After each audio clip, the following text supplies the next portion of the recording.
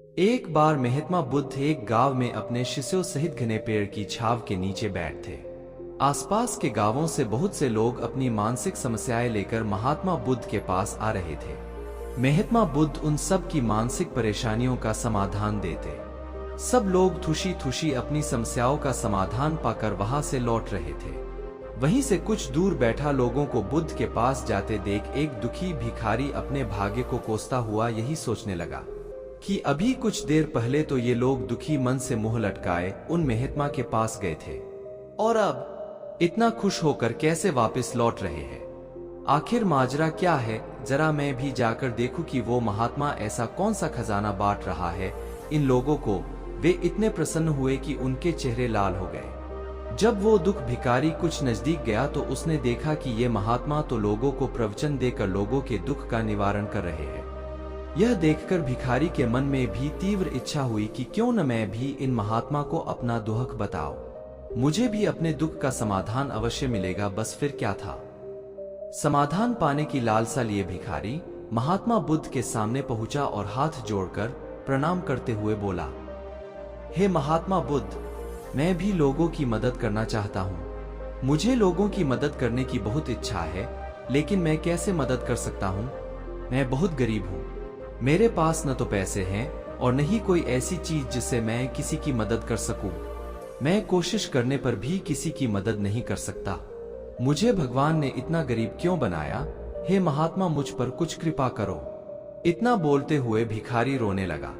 महात्मा बुद्ध बोले, आप बहुत अज्ञानी हैं, क्योंकि आप अभी तक इस भ्रम में जी रहे हो कि तुम्हारे पास कुछ नहीं, जबकि दूसरों को कुछ देने के लिए तुम्हारे पास बहुत कुछ है। तुम बिना धन और वस्तु के भी दूसरों की मदद कर सकते हो। तुम्हारे पास जुबान है जिससे तुम मीठे शब्द बोलकर किसी के दुखी चेहरे पर मुस्कान ला सकते हो। इन्हीं शब्दों की ताकत से तुम किसी के भी टूटते हौसलों को फिर से मजबूत कर सकते हो। इन शब्दों की शक्ति से आप किसी के भी मन में सकारात्मक विचारधारा के बीज बो सकते हैं और उसे गलत रास्ते पर जाने से रोक सकते हैं। तुम्हारे दो हाथों से किसी भी कमजोर या लाचार व्यक्ति की सहायता कर सकते हो। आपके दो आंखें किसी अंधे को रास्ता दिखा सकते हैं। तुम किसी के लिए दुआ कर सकते हो। यह हो सकता है कि उनके बुरे काम फिर से हो जाए।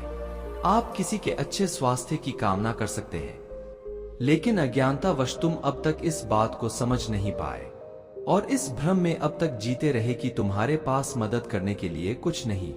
किसी की मदद करने के लिए धन और वस्तु का होना अनिवार्य नहीं है। बिना धन और वस्तु के भी हम कई प्रकार से लोगों की मदद कर सकते हैं। महात्मा बुद्ध के ज्ञान से भरे ये सुंदर शब्द सुनकर भिखारी के चेहरे पर मुस्कान आ गई और वह खुशी से झूमता हुआ वहां से चला गया।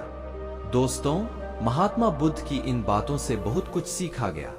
आजकल बहुत से लोग यह सोचकर दुखी होते हैं कि मेरे पास ये नहीं है, बल्कि जो आपके पास है उसी में संतुष्ट रहना सीखें और बिना मतलब के लोगों की मदद करें। इन्हीं से आपको परम सुख की प्राप्ति होगी। दोस्तों, आपने आज के इस वीडियो से क्या सीखा वह मुझे आप कमेंट में बता सकते हैं। इसी के साथ में उम्मीद है कि आपको आज की वीडियो पसंद आई होगी, तो इस वीडियो को उस इंसान को शेयर करें जिससे यह कहानी सुनने की जरूरत है और उसी के ठीक बाद चैनल को सब्सक्राइब करें। चलिए फिर मिलते हैं एक और नई वीडियो में, जिसमें एक नए मैसेज के साथ। अपना ख्याल रखें। धन्यवाद और नमो बुद्धाय।